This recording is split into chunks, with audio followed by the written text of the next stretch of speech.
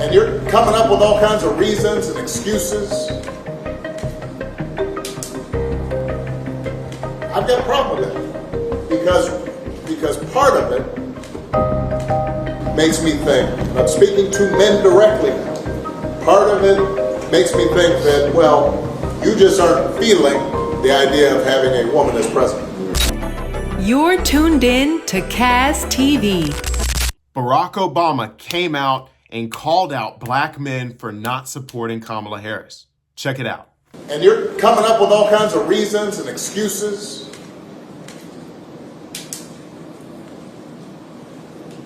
I've got a problem with that because part of it makes me think, and I'm speaking to men directly now, part of it makes me think that, well, you just aren't feeling the idea of having a woman as president. And you're coming up with other alternatives and other reasons for that. And I think anybody you are talking to in a barbershop, anybody you are talking to in your house, in your family, at church, who is coming with that kind of attitude, I think you have to ask them, well, how can that be? Because the women in our lives have been getting our backs this entire time. They've been raising us and working and having our backs. And when we get in trouble and the system's not working for us, they're the ones who are out there marching and protesting. And so now you're thinking about sitting out or even supporting somebody? That's not acceptable. This shouldn't even be a question. He goes on to suggest that their hesitation is probably because she's a woman.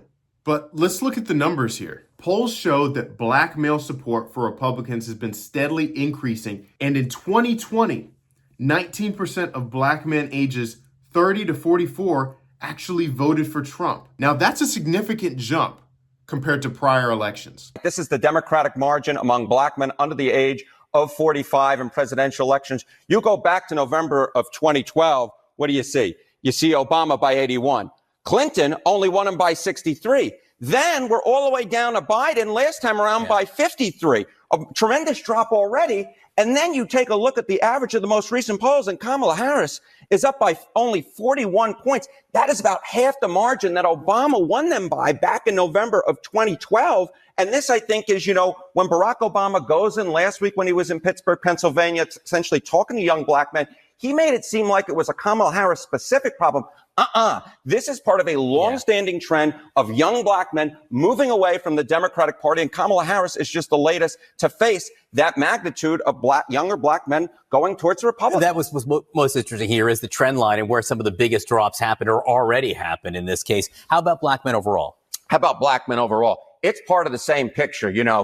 We're looking once again at younger black men. It looks like the worst Democratic performance since 1960, since JFK versus Richard Nixon. It's the same thing among black men overall. Again, part of a similar trend, but here actually the drop-off isn't as dramatic, right? Barack Obama won him by 85. Then you see 71 with Clinton, 69. Biden, basically the same thing, holding steady. But here, again, very, very weak. Only a 54-point margin. Now, again, still winning them by a large margin, but considerably lower than what we're used to, certainly considerably lower what we had during the Obama years. The bottom line is Kamala Harris with younger black men and then black men overall putting in historically weak performance for a Democratic candidate. Is she getting any relief with black women? All right. So, we're talking about the trend line, right? And black women, look, she's doing better with black women than she is doing among black men. But here, there isn't a trend line almost until we get to Kamala Harris. So again, this is a black margin among black women. Look, Obama won him by 93, very large margin. Clinton won him by 93, a very large margin.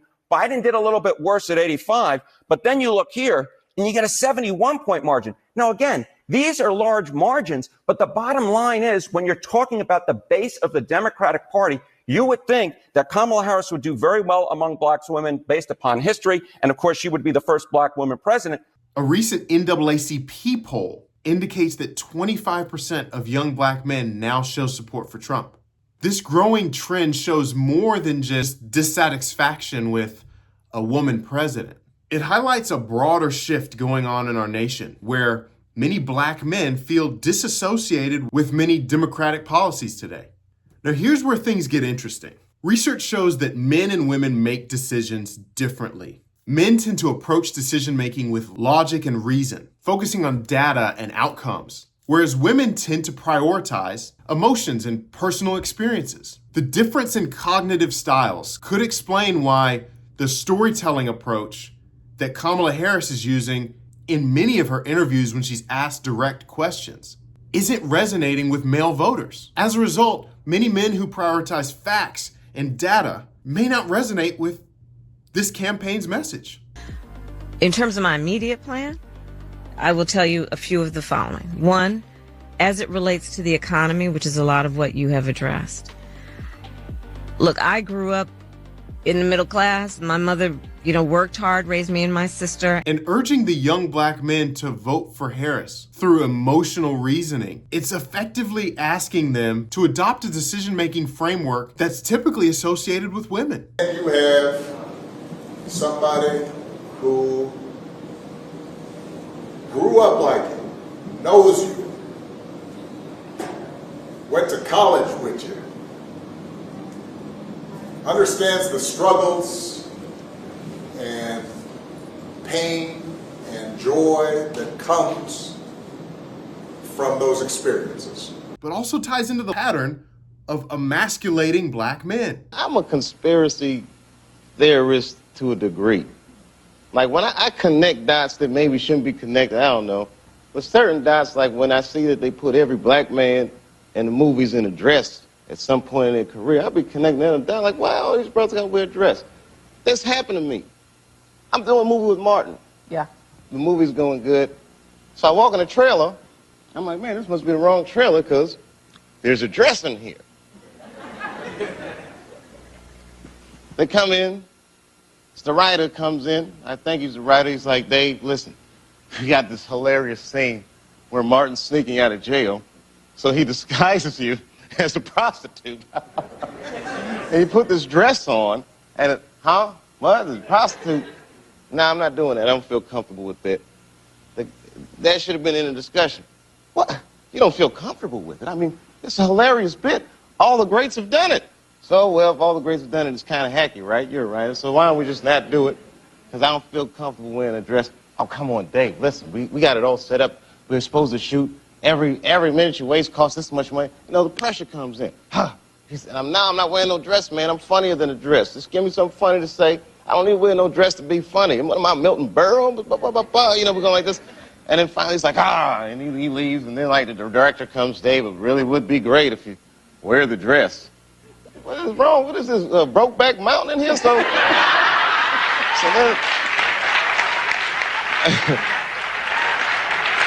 wear the dress. I don't want to wear the dress. I want to wear this dress. You know what I mean? This is, oh, gosh, this guy's so difficult. They leave.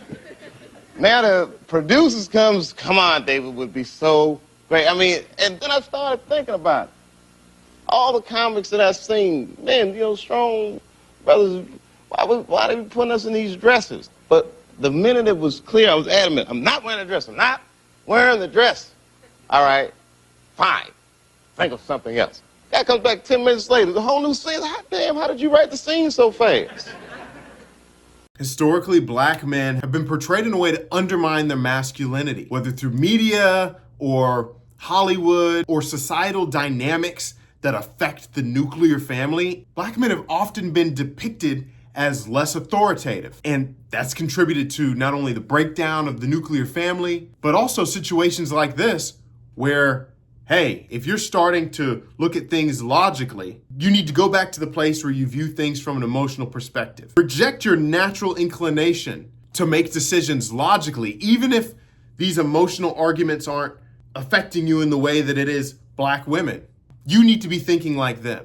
Obama's comments, though perhaps well-meaning comments, feed into this narrative that suggests that these men should think and act like women to be politically correct. Notably, no one is asking white men to adjust their way of thinking in the same way.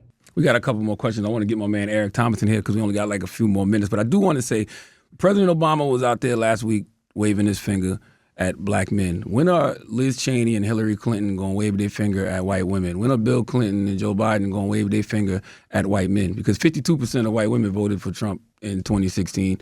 55% voted for Trump in 2020. They all voted against their own interests. When the finger waving going to start at them?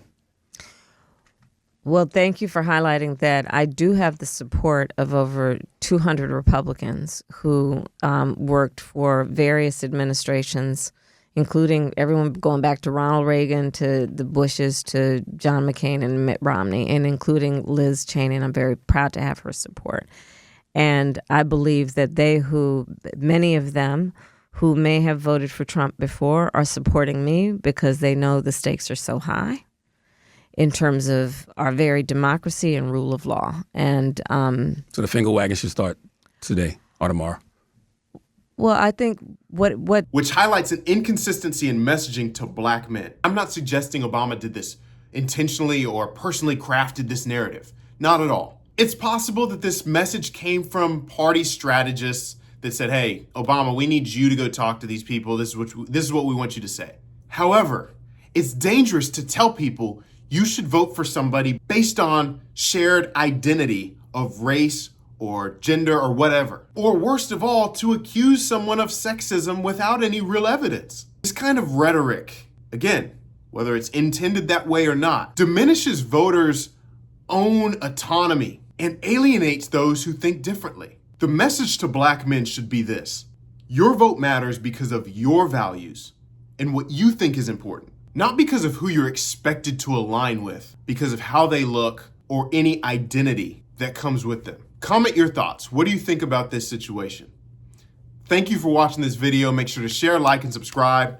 Comment below if you agree or disagree, because we want this to be a channel that people can have honest, open dialogue without getting in our feelings and getting upset that someone disagrees with us. So even if you disagree with my take, comment below. I would love to hear it. Thank you for your view, and if you haven't yet, make sure to go subscribe. Hit that notification bell. I'll see you guys next time.